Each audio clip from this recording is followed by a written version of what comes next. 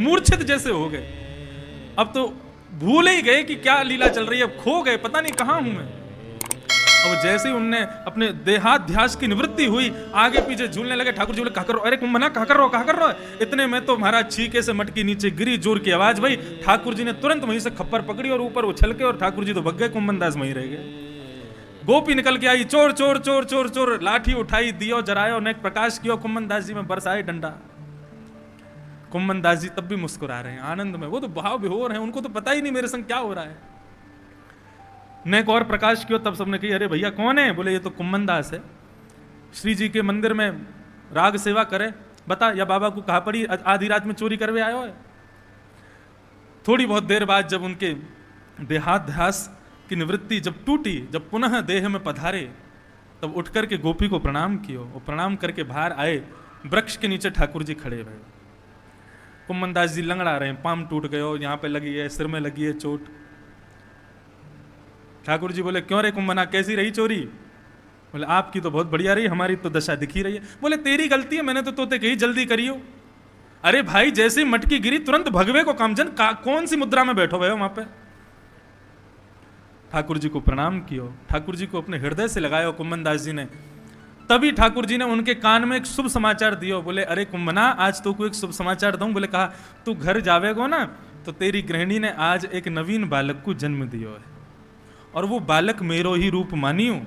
कुंभन दास जी तुरंत अपने घर पहुंचे और उस बालक को गोद में लेकर के उसका नाम रख दिया चतुर्भुज दास, जिन्होंने गोवर्धन वासी सांवरे तुम बिन रहो न जाए।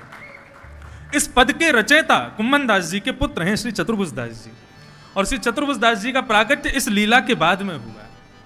तो ऐसे ठाकुर जी आज भी यदि कोई गोपी अपने घर में मक्खन सजा के यही प्रतीक्षा में बैठ जाए कि लाल जी मेरे घर कब आओगे, कभी ना कभी तो ठाकुर जी आएंगे, जरूर पधारेंगे। प्रभावती के यहां चोरी करके ठाकुर जी जाने लगे, कहने लगे भैया मक्खन तो बच्चों क्या करें? बोले प्रभावती बड़ी चुनौती दे रही हमको कि हम हमारे यहां चोरी करके दिखाए। तो ठाकुर जी ने पूरा मक्खन लेके और वाके आंगन में लीप दियो। अब ठाकुर जी और समस्त उनके ग्वाल बाल छुप के खड़े है, बोले अब प्रभावती आवेगी, आनंद आवेगा। जैसे ही प्रभावती घर आई, सिर पर यमुना की जल की भरी भरी मटकी, द्वार खोल के प्रभावती ने जैसे ही पाम अंदर रखो तो महाराज वहां तो मक्खन चीकनो चीकनो मक्खन, जैसे ही पाम रखो से रिपट गई। अब मक्खन में यमुना जल और मिल गए। नॉन स्टॉप राजधानी एक्सप्रेस की तरफ फिसलती भई गई, जाके सीधे दीवार में जाके टकराई। उठे फिर गिरे, उठे फिर गिरे, बेचारी जैसी जैसी सरकती सरकती बाहर आई, बाहर निकल के चिल्लाती भई जा रही है, अरे यशोदा तेरे लाला को देख लूंगी, तेरे लाला को छोड़ूंगी नहीं। यशोदा मैया ने कही देख रंगे हाथ पकड़ के लावे तो कहियो, मेरे लाला के ऊपर ज्यादा दोष आरोपित करने की जरूरत ना है। प्रभावती बोली ये जरूर मेरे देवर की करतूत है, वही जाके बतावे ठाकुर जी को कहां मक्खन रखो है, मैं कब जा रही हूं, कब आ रही हूं, और कोई पता ही ना, भैया पता है। आज प्रभावती ने एक युक्ति की, अपने देवर के सामने ही माखन निकाल रही है और वाकू दिखा दिखा के, ताकि आज ये फिर बुला के लावे। माखन एक मटकी में सजाए करके छीका पे टांग दियो और देवर के सामने ऐसे दिखा रही है कि मैं यमुना जल भरने जा रही हूं। घर से निकल गई। अब जैसे ही वो निकली तो प्रभावती को देवर भी भागो ठाकुर जी के पास। प्रभावती ने पीछे मुड़ के देखी कि वो भी निकल गए और ठाकुर जी को बुलावे गए। तो इतने में प्रभावती लौट के घर वापस आ गई और आकर के एक बड़ो बांस को डंडा लेके और अंधेरे में छुप के खड़ी है, बोल आंध है आज, यह बताऊंगी। यहां सब बात चल रही थी, सब कह रहे भैया आज कहां चोरी करवे जाएंगे। इतने में सब बोले बोले कल प्रभावती के यहां बहुत आनंद आयो, वही के यहां चलेंगे। प्रभावती को देवर आयो, आके बोलो बोलो चलो लाला हमारे संग, आज भाभी ने और बढ़िया मक्खन निकारो है। ठाकुर जी बोले वो घर पे है तो ना है? बोले ना मेरे सामने गई है यमुना जल भरवे को। ठाकुर जी पहुंचे, पीछे के द्वार से भीतर प्रवेश कियो, 4 खड़े भये, 3 खड़े भये, 2 सबके ऊपर ठाकुर जी। जैसे ही छींका पकड़ करके और मक्खन निकाल करके खानो शुरू कियो, हाथ में मक्खन लगो, मुख में मक्खन लगो, सब ग्वाल बाल प्रतीक्षा कर रहे हैं लाल जी को भोग लग जाए तो फिर हमें मिलेगो। इतने में ही प्रभावती मोटो बांस को डंडा लेकर के आई, चिल्लाती भाई। जैसे ही प्रभावती आई तो सबसे पहले तो नीचे वाले भगे तो उनके ऊपर वाले गिरे, उनके ऊपर वाले गिरे, सबके ऊपर ठाकुर जी छींके थे लटके भये, बस बाकी सब भाग गए वहां से। ठाकुर जी नीचे देख रहे हैं, देख प्रभावती ये तेने ठीक ना कियो, या तरीका तेने हमको भ्रम में डाल दियो, हमें तो लगी तू चली गई और तुम यहीं बैठी भाई। बोले जैसे को तैसो, तेरी मैया हर बार कहे कि रंगे हाथ पकड़ के लाओ, आज रंगे हाथ मिल गयो मुंह को, आज नहीं छोड़ूंगी तो को। देख प्रभावती, तो जो करना चाहे वो कर लियो, लेकिन हमको यहां से सही सलामत नीचे उतरन दे, यदि गिर गए तो दांत टूट जाएंगे, दो ही तो दांत निकले अभी हमारे। प्रभावती ने जैसे तैसे करके ठाकुर जी को नीचे उतारो, हाथ पकड़ लियो, बोले चल मेरे संग। अभी ठाकुर जी 3.5 वर्ष के हैं, बस 3.5 वर्ष के, चल आज तेरी मैया के पास ले जाऊंगी। तो हाथ पकड़ करके घूंघट निकाल करके प्रभावती गोकुल की गलीन के मध्य से ठाकुर जी को लेके जा रही है। अरे देख लो रे सबरी गोकुल की गोपियों, तुम लोग जो आज तक ना कर पाई हो, आज मैंने करके दिखाई दियो। आज या कन्हैया को रंगे हाथ पकड़ करके ले जा रही हूं, यशोदा के सामने खड़ो करूंगी। ठाकुर जी मनी मन सोचने लगे, बोले आज तो गए हम काम से। मैया को पहले ही इतनी शिकायत मिल चुकी है और आज सबूत मिल जाएगा तो कल ते मैया हमारो बाहर निकलना बंद कर देगी। ठाकुर जी सोचने लगे कहां करूं कहां करूं। पीछे मुड़ करके देखो तो पूरी मंडली पीछे पीछे रोती भई आ रही है ठाकुर जी के। आज हमारे स्वामी पकड़े गए, आज हमारी संस्थान बंद है जाएगी, कल ते चोरी करना बंद है जाएगा। ठाकुर जी ने प्रभावती के देवर को इशारा किया, बोले यहां पे आ। प्रभावती को देवर पास आया, बोले आज्ञा करो सरकार, कहा करना है? बोले मेरा हाथ पकड़। हाथ पकड़ लियो। प्रभावती हाथ पकड़ के चल रही है। ठाकुर जी बोले देख प्रभावती, अभी घर दूर है, नंद भवन दूर है, तो कहा करूं? मेरा हाथ बहुत थक गया, हार गया, लग रही है तेने इतनी जोर से पकड़ रखो है, तो पता ना मैं कितनों कोमल हूं। हाँ बात मत बनावे, अब बता कहा करूं? प्रभावती चलती जा रही है आगे आगे मुख करके। ठाकुर जी बोले एक काम कर, मेरा ये हाथ छोड़ दे, दूसरा हाथ पकड़ ले, या हाथ में अब दर्द है रहे हो। प्रभावती ने हाथ छोड़ो, अच्छा चल जल्दी दे दूसरा हाथ। ठाकुर जी ने इतने में ही प्रभावती के देवर को हाथ पकड़ा दिया और पकड़ा करके देवर से कह चुपचाप सीधो पहुंची, मैं पहुंचू जाते पहले। सोई गली मोहल्लान में कूदते फांदते जैसे तैसे करके नंद भवन पहुंचे, हाथ पांव धो के यशोदा मैया की गोद में लेट गए। मैया एक बात बता, तेरो लाला कन्हैया इतना मलूक क्यों है? ऐसी बात कर रहे हैं मैया से। मैया बोली कौन के तू मलूक है? बोले सबरी गोपी देख रोज उल्हानो लेके आ जाए, रोज बहानो लेके आ जाए, मुंह को पता है मैं कछु करूं ना हूं मैया, ये सबरी मुंह को देखवे आमे, नजर लगावे आमे मुंह को, देख अब भी कोई गोपी आ रही होगी जरूर। मैया बोली आन दे, मैं देख लूंगी। इतने में ही प्रभावती पहुंची। कहां है यशोदा मैया? देख तेरो लाला आज रंगे हाथ पकड़ो मैंने। मैया बोली देख लाला तू सही कह रहे हो, देख आ गई गोपी और यूं और कह रही है रंगे हाथ पकड़ के लाई, तू तो मेरी गोद में। वही तो कहूं मैया, तेरो लाला इतना मलूक काहे को है, गोपी यूं ना सोचे कि हम झूठे झूठे उल्हाने लेके जा रही हैं। तू यहीं बैठ, मैं जाऊं? बोले हाँ मैया तू जा, मैं यहीं बैठूं। यशोदा जी बाहर गई। कहोरी कैसे आई? बोले देखो आज तुम्हारो लाला रंगे हाथ पकड़ के लाई हूं मैं। बहुत कहो ना रंगे हाथ पकड़ो तो कहूंगी कछु। यशोदा मैया बोली ने देखियो घूंघट उठाए के कौन पकड़ के लाई है?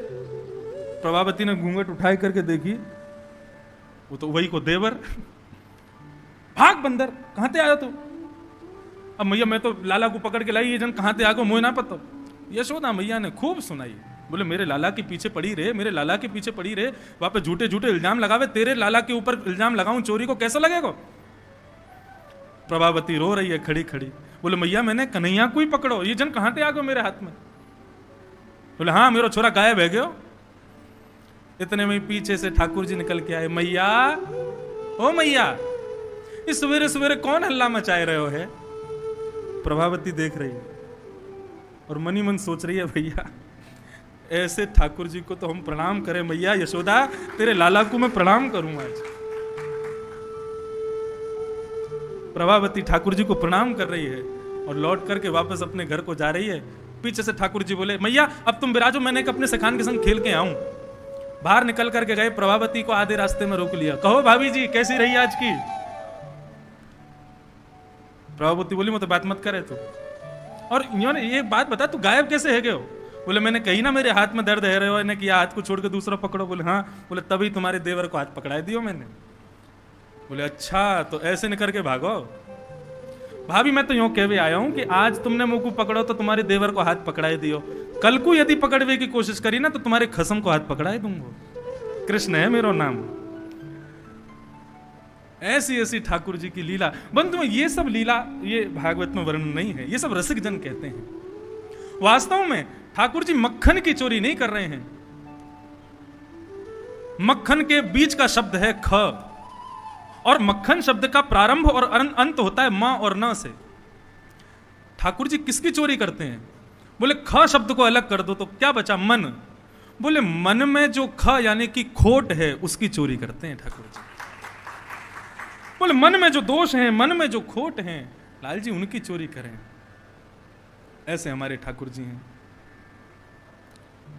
श्री सूरदास जी गा रहे हैं, शोभित कर नवनीत लिए, शोभित कर नवनीत लिए, शोभित कर नवनीत लिए,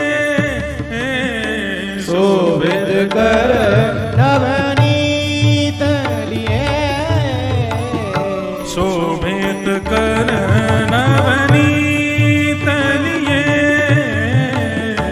शोभित कर नवनीत लिए, घुटरुन चलत रेणुतन मंडित, घुटरुन चलत घुटरुन चलत रेणुतन मंडित,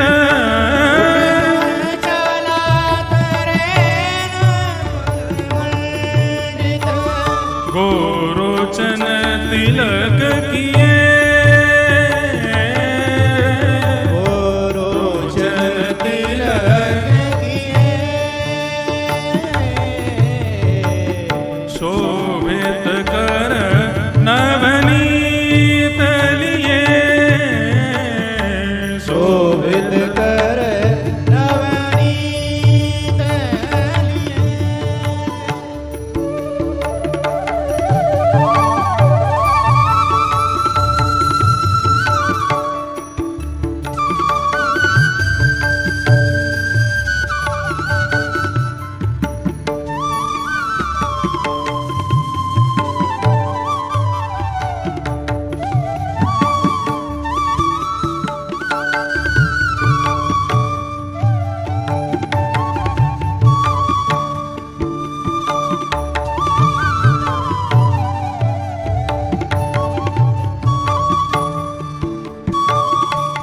कैसे ठाकुर जी?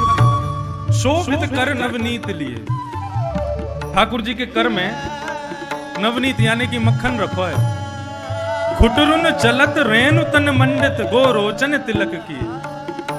मक्खन को हाथ में लेकर के ठाकुर जी कैसे चल रहे हैं? बोले घुटमन घुटमन चल रहे हैं। अब एक बात लॉजिकली सोचो, हाथ में मक्खन लेकर के कोई घुटने के बल चलेगो तो फिर कैसे चलेगो? घुटने से चलने वाले बालक दोनों हाथ नीचे रखेंगे, घुटने नीचे रखेंगे तभी तो चलेंगे। लेकिन हमारे लाल जी कैसे चल रहे हैं? बोले 3 व्हीलर की तरह चल रहे हैं। एक हाथ ऊपर उठा रखो है, एक हाथ नीचे, और 2 घुटने इनके बल चल रहे हैं। तो बार बार कहा होवे जो हाथ उठो भयो वाक की तरफ लुढ़क जामे, वासे कहा होवे घुटरुन चलत रेणुतन मंडित, घुटरुन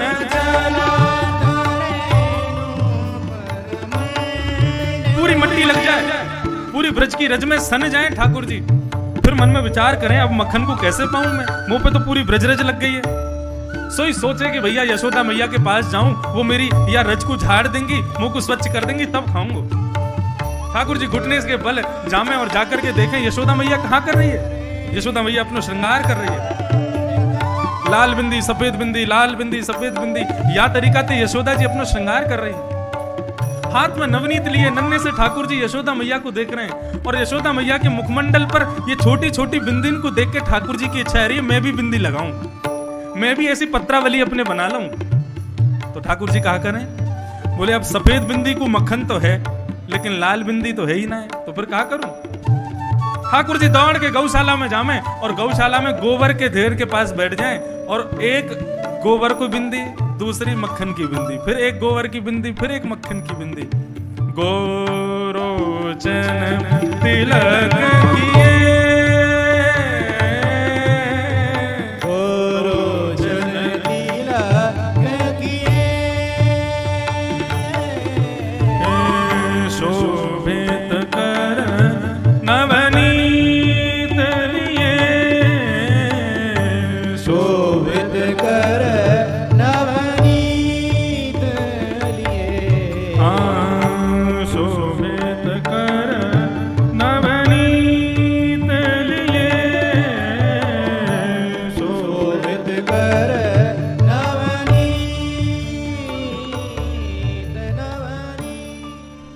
ऐसी ठाकुर जी की माखन चोरी लीला बताई। आगे दामोदर लीला का वर्णन किया गया। एकदा गृहदाशीषु यशोदानंद गेहिनी कर्मांतर नियुक्तासु निर्ममंथ स्वयं दधि। यशोदा मैया की रोज की दिनचर्या है कि प्रातःकाल उठकर के सबसे पहले मैया दही बिलोती हैं, मक्खन निकालती हैं। लाला के काज नवीन मक्खन निकालें, फिर दूध को औटवे के काजे चूल्हे पर रख दें। लाला को जाके सबसे पहले माखन भोग, मिश्री भोग और लड्डू का भोग लगावे। तत्पश्चात ठाकुर जी दूध पी में। लेकिन अब बालक रोज एक ही समय पर थोड़ी उठेगा। आज लाल जी की नींद जल्दी खुल गई और अभी मैया माखन दही बिलो रही है। अभी लाल के उठवे को समय ना भयो, लेकिन पहले ही लाल जी उठ गए और अपनी आंखन को मीटते भये रात को काजल लगो भयो, जगन्नाथ जैसी आंख बन गई और आकर के मैया से बोले, मैया मुँह को दूध पीनो है और तेरो ही दूध पीऊंगो, अब ही पीऊंगो। मैया बोली, लाला आज इतनी जल्दी कैसे उठ गए हो? बोले, अब पता ना, मुँह को नींद ना आ रही, मुँह को दूध पीनो, तेरो ही पीनो है। ठाकुर जी जैसे ही यशोदा मैया की गोद में पौड़े और मैया के पयोधर का पान करना शुरू किया, तो बंधुओं मैं 2 दिन से एक बात कह रहा हूं कि ठाकुर जी की सेवा में आने वाली प्रत्येक वस्तु हरिजन स्वरूप है। प्रातःकाल उठते ही मैया दूध औटने के लिए रखती है, दही बिलोती है, तो ये दही मक्खन दूध ये भी कोई ना कोई ऋषि जन ही दूध के रूप में आते हैं और ठाकुर जी के मुख में प्रवेश करते हैं। आज जो दूध चूल्हे पर रखा है, उसने मन में विचार किया कि ठाकुर जी उठ गए हैं और उठ करके आके यशोदा का दूध पी रहे हैं, मतलब आज यशोदा के पयोधर के दूध से अपना पेट भर लेंगे, आज मेरा सेवन नहीं करेंगे। ऐसा मन में विचार करते ही उस दूध ने यह विचार कर लिया कि अब मैं किसी और के मुख में नहीं जाऊंगा। यदि ठाकुर जी मुझे स्वीकार नहीं करेंगे तो किसी और के भी मुख के लिए मैं आज स्वयं को प्रस्तुत नहीं करूंगा। इतने में ही क्या हुआ, सामने अंगीठी में पक रहा जो दूध था, वो दूध निकल करके स्वयं को जलाने लगा, स्वयं को नष्ट भ्रष्ट करने लगा।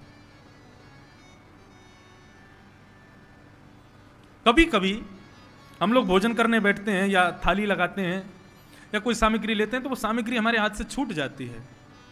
निश्चित ही उस पूरे दिन का यदि विचार करोगे तो शायद उस सामग्री का भोग ठाकुर जी को मुख्य रूप से नहीं धराया गया, इसीलिए वो सामग्री आपको सेवा के आपके सेव्य के लिए नहीं मिलती है।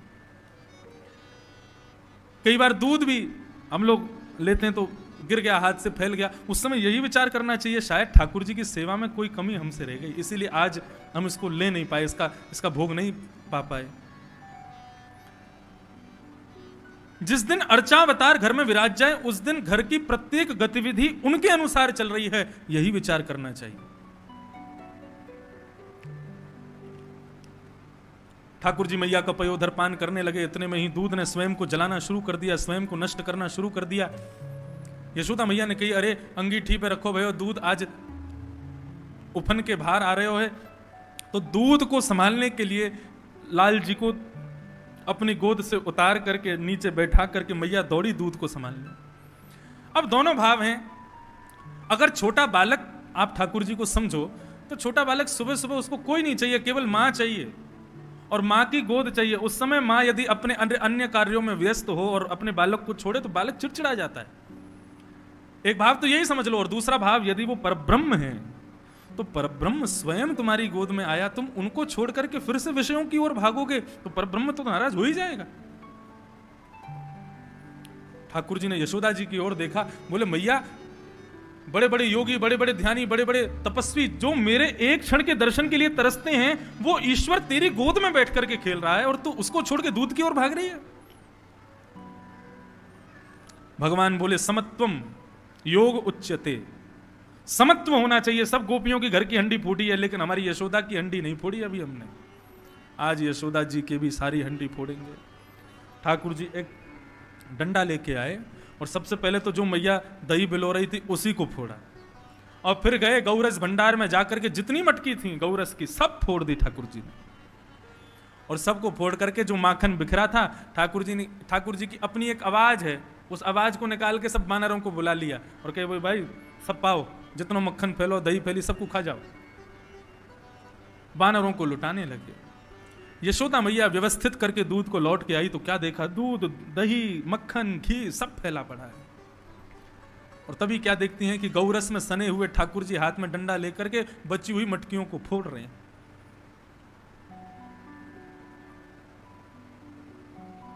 इसका एक भाव ऐसा बताते हैं, ठाकुर जी जिसको स्वीकार कर लेते हैं।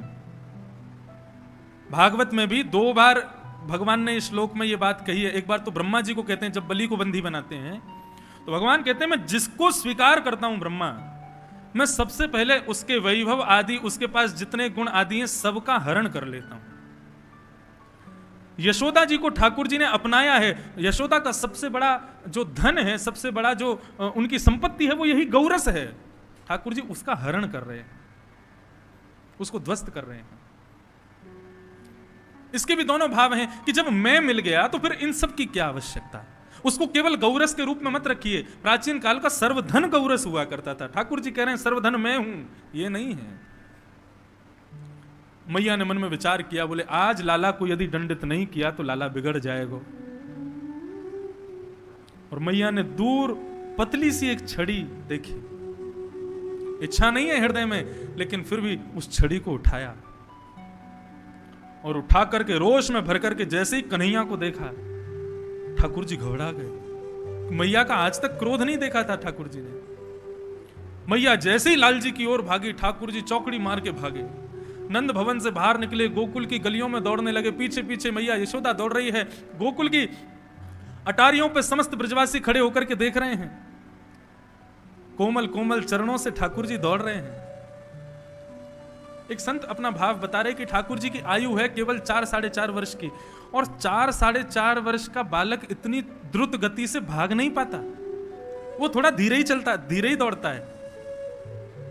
यशोदा मैया के पकड़ में क्यों नहीं आ रहे ठाकुर जी? बोले यशोदा जान के धीरे दौड़ रही है। यशोदा जान के हल्के पांव से दौड़ रही है ठाकुर जी के पीछे। समस्त गोपांगनाएं दर्शन कर रही हैं और यशोदा की भाग्य की सराहना कर रही हैं। आकाश में खड़े हुए बादलों की ओट से देख रहे देवता भी यशोदा को वहीं से प्रणाम कर रहे हैं। बोले मैया, जिनके भय के कारण इंद्र भी अपने आसन पर थर थर कांपता है, आज वो आपसे डर करके भाग रहा है। मैया यशोदा के केशों में लगे हुए पुष्पों का गजरा झरझर के मैया यशोदा के चरणों में गिर रहा है। बोले मैया, हम तेरे सिर पर रहने के योग्य नहीं, हम तो तेरे चरणों के योग्य हैं। जाके डर के मारे त्रिलोकीनाथ दौड़ रहा है। गोकुल के बाहर वन में पहुंच गए। यशोदा मैया एक वृक्ष के पास बैठ गईं, हांफने लगी, जोर जोर से सांस लेने लगी, अपना पसीना पोंछने लगी। ठाकुर जी दूर वृक्ष पर खड़े होकर के यशोदा मैया को निहार रहे हैं और वहीं से कह रहे, मैया कहां भयो, तू हार गई है? यशोदा जी बोली, हाँ हाँ लाला, मैं बहुत हार गई हूं। अब तो व्रत दे गई ना, देख मेरे पाम ते चलो ना जावे, मेरी धड़कन बहुत तेज चल रही, देख कितना पसीना आ रहे हो। मैया तेरी हार कैसे दूर होएगी? बोले यदि मेरा लाला आए करके मुंह ते गले लग जाएगा तो मेरी हार दूर रह जाएगी। ठाकुर जी बोले, मैं ना आऊंगा तेरे पास। बोले क्यों? बोले मैया तेरे हाथ में जो छड़ी है ना, वासे मुंह को डर लगे, पहले वाकू फेंक फिर आऊंगा। मैया बोली छड़ी फेंक दूंगी तो आ जाएगा? बोले हाँ मैं आ जाऊंगा। मैया ने जैसे ही छड़ी फेंकी, ठाकुर जी दौड़ करके गए और यशोदा मैया के गले लग गए। यशोदा मैया ने बहुत देर तक तो ठाकुर जी को अपने हृदय से लगा करके रखा, लेकिन थोड़ी देर बाद अपने चेहरे का रंग बदला, नेत्रों का ढंग बदला और तुरंत ठाकुर जी के दोनों हाथ पकड़े। बोले चल, आज ना रोटी मिलेगी, ना माखन मिलेगा, ना जल मिलेगा, इतना ऊधम मचावे, आज तू बंद हो रहेगा धूप में। और पकड़ करके मैया लाल जी को लेकर के जा रही है। बंधुओं, ये यशोदा है जीवात्मा और कृष्ण है परमात्मा। ठाकुर जी अपने भक्त रूपी जीवात्मा के वशीभूत हैं। अहम भक्त पराधीन भगवान कहते हैं श्रीमद् भागवत में। लेकिन यदि भक्त में भी अभिमान आ जाए तो भगवान दूर ही भागते हैं। यशोदा के हाथ में जो ये छड़ी है, ये अभिमान का अहमत्व का स्वरूप है। भगवान कहते हैं यदि कोई मेरे सामने आता है लेकिन अहंकार रूपी छड़ी के साथ आता है तो मैं उससे दूर ही रहता हूं। लेकिन जैसे यशोदा मैया ने पूछा और भगवान के कहने पर उन्होंने छड़ी का त्याग किया, तो अहम का त्याग करते ही आपको जाने की जरूरत नहीं, ठाकुर जी दौड़ के आपके पास आ जाएंगे। अहमत्व का त्याग करो और दौड़ के पास आ जाएंगे। इतना ही नहीं, तुम फिर जैसे रोष करके हाथ पकड़ के बांध के ले जाओगे वैसे ही चले जाएंगे आपके साथ। यशोदा मैया पकड़ करके ले गई और ऊखल से जाकर के ठाकुर जी को बांधने लगी। लेकिन दुंगलम नूनम, हर बार 2 उंगल रस्सी छोटी पड़ जाती।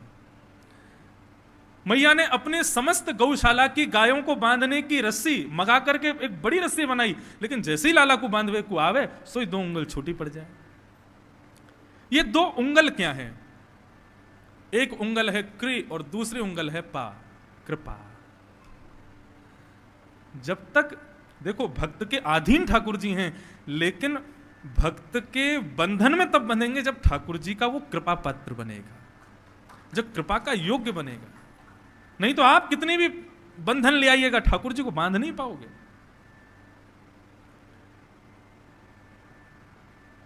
कृपा। यशोदा मैया ठाकुर जी को बांधते बांधते हार गई।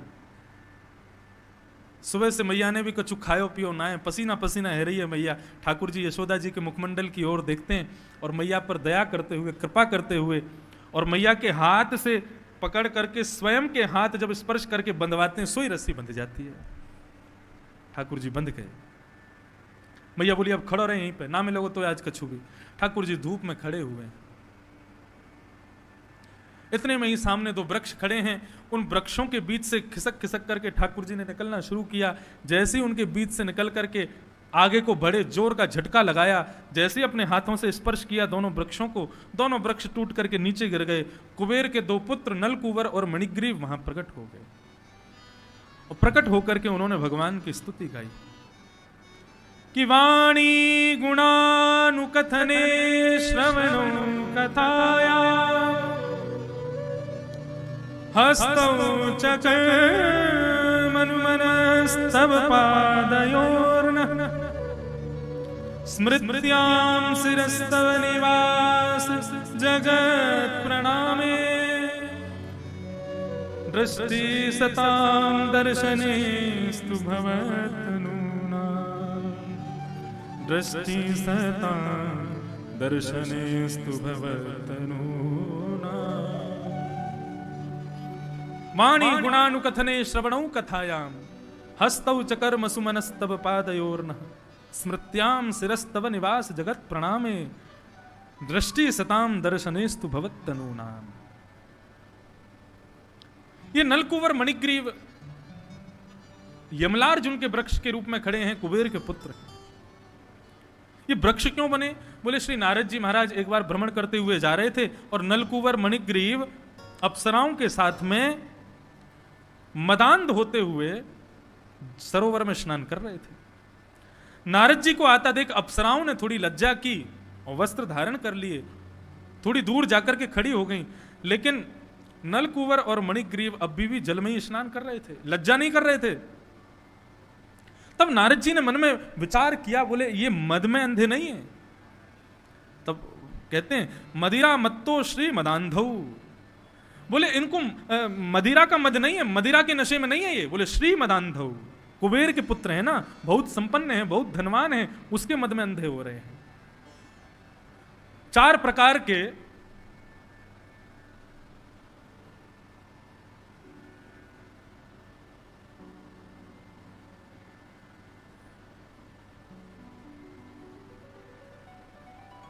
मदांध होते हैं। एक तो मदांध यानी कि जो मदिरा आदि का सेवन करके और फिर नाली में पड़े हैं, कहां पड़े हैं, किससे क्या बोल रहे हैं, कैसे बोल रहे हैं, कहां जा रहे हैं, क्या कर रहे हैं, कुछ नहीं पता होता। ये पहला मदांध। नेत्र होते हुए भी मदिरा के पान से वे अपने बुद्धि विवेक से शून्य हो जाते हैं। दूसरा होता है धनांध। अत्यंत धन किसी को प्राप्त हो जाए तो वो धन के भोग से अंधा हो जाता है। और तीसरा होता है कामांध। भयंकर भोग विलास में रहने वाला व्यक्ति भी बुद्धि विवेक से शून्य हो जाता है। और एक होता है जन्मांध, जो जन्म से ही देख नहीं पाते।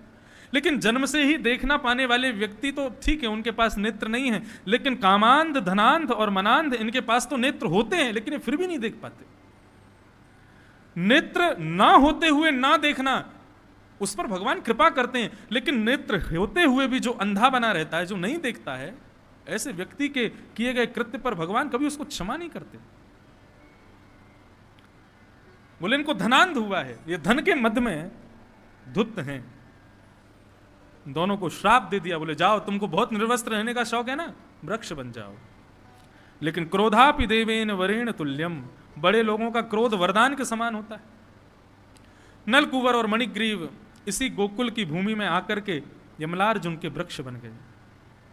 आज भगवान का स्पर्श पाते ही दोनों मुक्त हो गए और मुक्त होकर के भगवान की स्तुति गा रहे हैं। क्या कह रहे हैं? वाणी गुणानुकथने श्रवणो कथाया। हे प्रभु हम पर कृपा कीजिए कि हमारी वाणी आज के बाद आपके गुणानुवाद गावे, हमारे कान केवल आपकी कथा का श्रवण करें। हस्तौ च कर्म सुमनस्तव पादयोर्न, हमारे हाथ केवल आपकी सेवा करें, हमारे चरण आपकी प्रदक्षिणा करें। स्मृत्याम शिरस्तव निवास जगत प्रणामे, हमारा चित्त आपका स्मरण करे, हमारा सर आपके चरणों में झुके प्रभु। दृष्टि सतां दर्शनेस्तु भवतनुना, दृष्टि आपका दर्शन करे या आपके जो तनु यानी आपके ही स्वरूप, आपके ही पुत्र जो संत जन हैं उनका हमारे नेत्र दर्शन करें प्रभु, ऐसी हम पर कृपा कर दीजिए। अब समस्त इंद्रिय आपके भजन में लग जाए, बस यही कृपा कीजिए। यमलार्जुन दोनों ने, नलकुवर मणिग्रीव दोनों ने भगवान की स्तुति गाई। भगवान के विषय में कहा कि भगवान पहले तो जोर से हंसे, प्रसन्न ना हंसे, खुश हो गए ठाकुर जी। और हंस करके दो बातों पर ठाकुर जी ऐसे, पहली बात तो ये कि वे नलकुवर मणिग्रीव को इस बात पर हंस रहे हैं कि भाई ये लोग खुद मुक्त होकर के सोच रहे हैं कि मैं बंधन में हूं। मैं बंधन में नहीं हूं, तुमको मुक्त किया है इसका मतलब मैं भी मुक्त हूं, लेकिन दिख रहा हूं कि मैं बंधन में हूं। और दूसरी बात भगवान इसलिए ऐसे बोले, भैया मैंने तुमको मुक्त कर दिया, तुम वृक्ष योनि से निकल करके देव योनि बन करके प्रस्थान कर रहे हो, तो मैंने तुमको मुक्त किया, अब तुम भी तो हमारी रस्सी खोल दो। लेकिन नलकुवर मणिग्रीव मुक्त होकर के वहां से प्रस्थान कर जाते हैं, यो नहीं कि ठाकुर जी की रस्सी खोल जाए। ठाकुर जी अब भी उखल में बंधे हुए हैं। कहने का अभिप्राय, ठाकुर जी केवल इतना कहना चाह रहे हैं, मैं अपने भक्त के बंधन में होता हुआ भी सबको मुक्त कर सकता हूं। और दूसरा भाव ठाकुर जी कह रहे हैं कि मैं भक्त के बंधन में जब बंध जाता हूं तब देव भी मुझको मुक्त नहीं कर सकते। जब तक भक्त की इच्छा नहीं होगी तब तक मैं मुक्त नहीं हो सकता। और भगवान कह रहे हैं, ये बहुत समझने योग्य बात। साधूनाम समचित्तानाम सुतराम मर्तात्मनाम दर्शनानो भवेत् मंदः पुंसो क्षणो सवितुर्यथा। भगवान कह रहे हैं, हे नलकुवर मणिग्रीव, तुम लोग अभी तक सोच रहे थे कि तुम बंधन में हो और मैंने तुमको मुक्त किया है, लेकिन ऐसा नहीं है। भले ही नारद जी ने तुमको श्राप दिया था, तुम लोग बंधन में नहीं थे। किसी साधु महात्मा के दर्शन मात्र से, उनके सामने खड़े होने मात्र से हम लोग मुक्त हो जाते हैं। नारद जी ने बल्कि तुमको देव योनि से भी मुक्त कर दिया। मेरा दर्शन, मेरा स्पर्श तुमको कभी मिलता जीवन में? कभी नहीं मिलता, लेकिन नारद जी की कृपा से तुमको प्राप्त हुआ है। इसलिए साधु महात्मा संत ये तो सामने आकर के खड़े हो जाएं, उनकी दृष्टि हम पर पड़ भर जाए, उसी से अपने आप को मुक्त समझना। उनके रोष से कभी भी अपने हृदय को अशांत मत करना। साधुओं की महिमा बताई। सब ब्रजवासी दौड़े दौड़े आए, आकर के देखा दो वृक्ष गिरे पड़े हैं, दो वृक्षों के बीच में ठाकुर जी खड़े हुए हैं। सब ने कहा, बोले भैया अब यहां नहीं रहेंगे। कहां रहेंगे? वनम वृंदावनम नाम पशव्यम नवकाननम गोप गोपी गवां सेव्यम पुण्याद्रितरणमेरुधम।